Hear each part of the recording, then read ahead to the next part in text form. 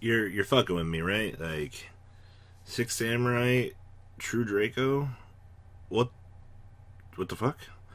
Like, I'd heard about this concept and people messing around with the original combos and shit. Literally, when the first Six Samurai stuff just came out, and then literally, I haven't heard anything or anyone attempting to do anything with this deck. And then, out of left field, Samurai X1 uploads a 6th place Montreal list, and everybody's like, what the fuck? Like, what's going on here? Well, contrary to popular belief, this engine is still doing something, and it's all because of our friend Dragonic Diagram. Now, for those of you that don't know, Fuma over here has this really unique ability. It says, if this card is destroyed by battle or card effect, you can special summon a 6 Samurai from your deck. And if exactly one 6 Samurai you control and no other cards be destroyed, you can banish it from your graveyard. So we don't care about that. We care about the fact that I can use Dragonic Diagram to pop this and start a chain reaction of combos that literally get you a pretty adorable board. So, what is up, guys? I'm Cordia. Sam X1. You guys remember Team Samurai X1? I hope you do. He's got way more subs than I do. He's a pretty cool guy, though. You guys should definitely check out the original deck profile down below for this. And the next list we're going to be looking at is the UDS winner for this. And I'm sporting off my beautiful muumuu for all of you today. Fucking just got out of the lab. And it is, whew. It's like it's spring or something. I'm going to Hawaii. Just kidding. So, there's not a lot of things to talk about in terms of the theory with this. Literally, using Dragonic Diagram to pop for the most absolute value that you can get between Balbaboon and Fuma, and then you're starting off your initial combos. So let's dig into this, shall we? Triple Balbaboon, being able to fix your hand, is one of the most optimal things that you can do when cycling stuff back into the deck that you don't need. One copy of Inishi, one Kakeki, triple Draco Phoenix, one Masterpiece.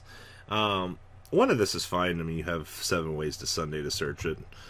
Triple Gamma, 1, 2, 3 Fuma, triple Agenba, 2 copies of Hatsume, 2 copies of Kizaru, 1 Takumtumborg, 1 Terratop, and 1 Driver. I can only imagine how much this man actually opened up Takumtumborg, but it doesn't really matter because, hey, wind. Not wind. Hey, water. You know, I feel that this was a pretty good combo extender, but Terratop is still at 1, so I'm very curious to know what his risk to literally success probability ratio was for making sure that this went off, because the Takumtumborg effect is a very real thing. It's already bad enough we have the driver effect, but man, you are playing 2 Garnets in the same deck, my man. You're playing a very dangerous game. And then spells triple Dragonic Diagram, 1 Moon Mirror Shield. Actually, I definitely don't like this card, but if he slaps this on something that literally can quote-unquote create a soft lock for the opponent, and you get into a game state where your opponent cannot successfully get over your monster, then you've done what you needed to do. And I think it's one of the things Moon Mirror Shield can do, and especially, I'm not even going to say like even on a Masterpiece, but it depends on the scenario in which you have it active.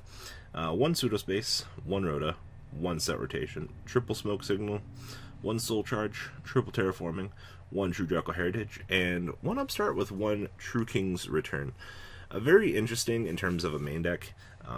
Literally just seeing this engine in play warms my heart all the more. I'm not so sure if I'm a fan of this deck, but for a rogue metagame choice, definitely seems like you can catch your opponent off guard, especially when you literally open up Diagram Fuma.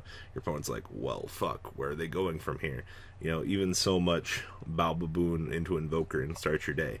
Like, I feel like the potential there is literally limitless. Now, the extra deck, 1 Underclock Taker, 1 1 Ningrasu, 1 Link Karibo, 1 Isolde, 1 Decode, 1 Borreload, 1 True King of All Calamities, 1 Break Sword, 1 Baguski, 1 Invoker, 1 Trishula, 1 Omega, 1 Shien, 1 Coral Dragon, and 1 Cloud Castle. Side deck, triple Artifact Lancia, 2 Chaos Hunter, triple Sphere Mode, 2 Twin Twisters, triple Dimensional Barrier, and 2 Twin Twister, wrapping up this beautiful piece of ass. I definitely think that if you want to test something rogue, or if you want to mess around with this concept, definitely give it a whirl. And make sure you check out Team Sam's video down below for the original list as well. That way you guys can get your feet a little bit more wet in the concept. Next up, the last deck profile for this video is going to be fucking Zefra. And let me tell you, Zefra as a deck definitely entertains me so much. Have you guys found the error on the video? This isn't supposed to be Zefra Core. It is Zephrath. I love it every time. I love definitely catching people off guard. Let's go fix this, shall we? Are you happy? We got the Zephraths in the deck now. Now, as I said in my previous video, going into the beginning of this format, I definitely considered Zefra a roguish metagame choice.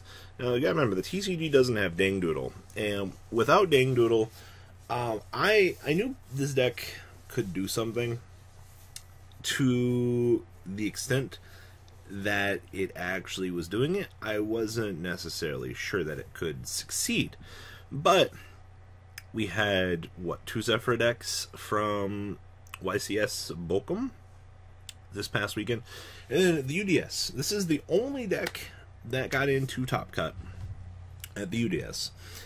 We also had Deception's Magical Musketeer deck, just kind of come out of left field as well.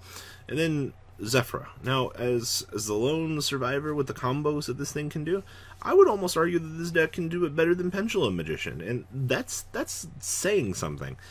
Pendulum Magician's a very strong thing, but you have to remember, all of the Pendulum archetypes got access to Metalfoes Electromite. That means Metalfoes, Pendulum Magician, and the shitty deck sitting in the corner of your room that you thought was really bad, named Zefra, gets a beautiful chance to shine again.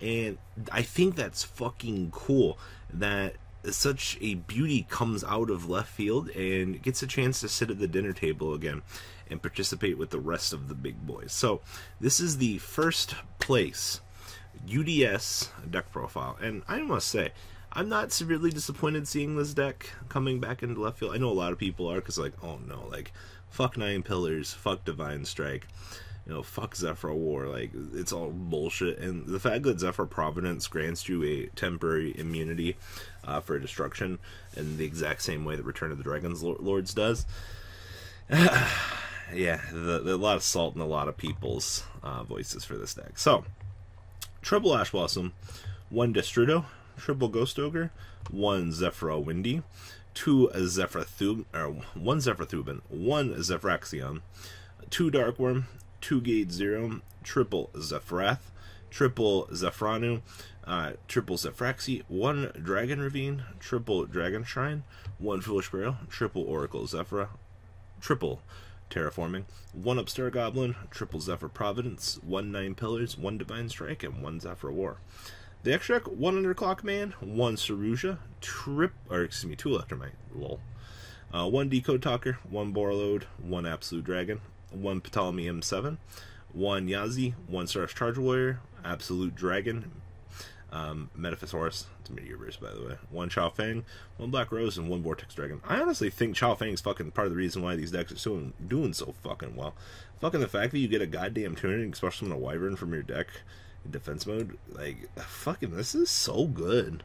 And then the side deck, triple Chaos Hunter, 2 Effect Veiler, triple Kumamungus, 2 Wavering Eyes, triple Evenly Matched, and 2 Typhoon, bringing this to a close. Now, this format has definitely been very Pendulum Magician heavy, and that's not necessarily a bad thing.